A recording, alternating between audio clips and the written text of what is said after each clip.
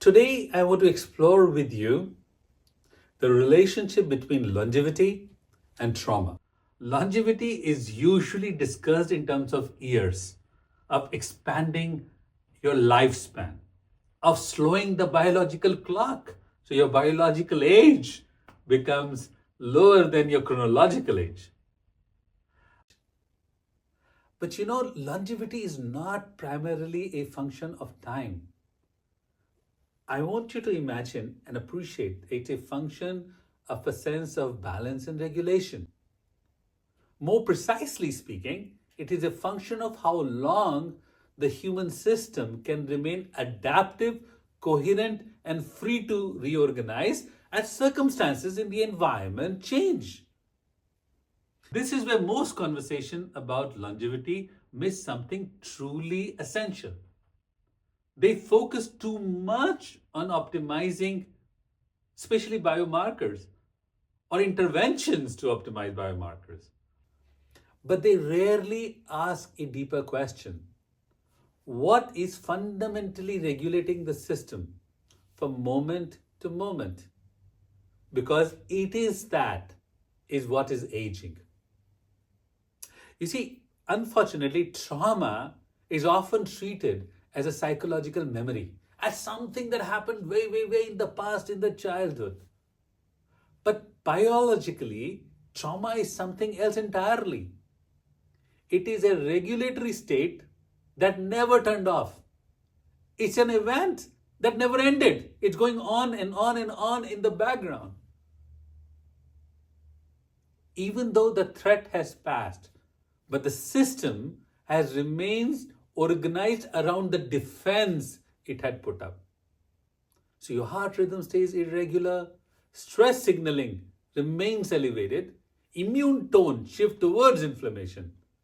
Not dramatically enough to worry your general practitioner, but persistently enough to speed up aging and reduce resilience. And the system innately is no longer oriented toward constant rejuvenation. Rather, it becomes oriented towards survival or not dying. Okay, let me say that again. Trauma is not an event. It is what remains in the system after the actual time event has passed. It's the persistence of defensive regulation in the nervous system, in cardiac signaling, in the immune tone. A system organized around survival cannot fully invest in repair, recovery, and rejuvenation. And over time, it is that what causes longevity. Regardless of how many times you go to the red light sauna, how many glutathione IVs you take, and how much cold plunges you go to.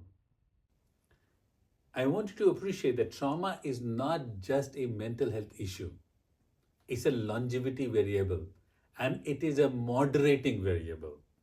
A system in chronic defense ages differently from a regular system. See, your cellular repair slows, inflammatory load increases, becomes chronic, endocrine rhythms lose flexibility.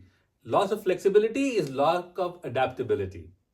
Even when outside lifestyle looks perfect, you are gymming, you're doing all the healthy things, you're changing your food, so on and so forth. Even when you optimize the intervention, and they are fantastic, by the way, don't get me wrong, I do the cold plunges and the red lights on and all of that. They are fantastic. Even when you optimize them, they are just not enough. Because you cannot supplement or hack your way out of a system that is bracing for impact. That's the best way to describe it. A traumatized system is a system that is bracing for impact constantly. In some ways, this is where Psycho-Cardio-Neuro-Immunology. You see, the psyche shapes perception. Perception deeply shapes cardiac rhythms. And cardiac rhythms modulates neural signaling. Neural signaling directs the immune tone and vice versa. They are not separate systems. They are one regulatory field, one regulatory system, creating the whole person. And when trauma dominates that field, the coherence among these systems collapses. As long as trauma organizes regulation, the system prioritizes defense and survival over repair, and rejuvenation. Longevity does not fail because age alone. It fails because the system never feels safe enough to recover, reorganize fully. Therefore, freedom from trauma is not forgetting the past. It's about restoring the regulatory freedom, which is at the source of well being. Healing in that sense is often misunderstood. It is not memory erasure of the trauma. It is not constant emotional processing, forever remaining in trauma therapy.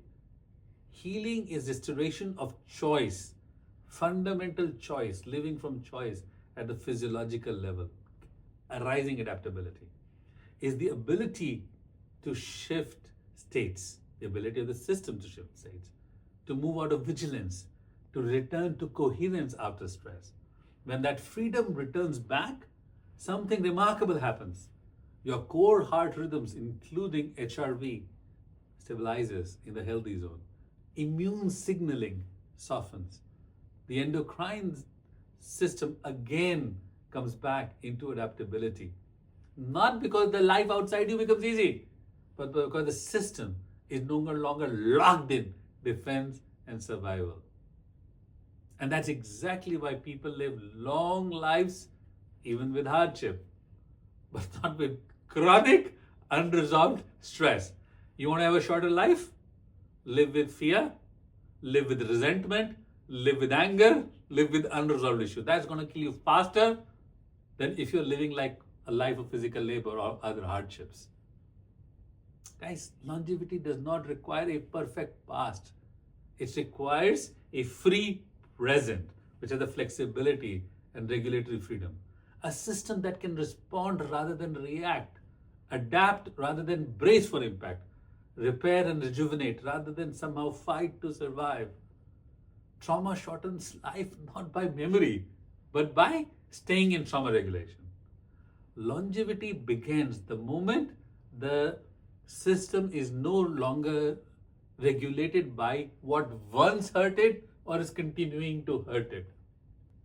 And that is the beginning of a sense of longevity, anchor in freedom to rejuvenate, repair, and responding to the natural state of life, which is health.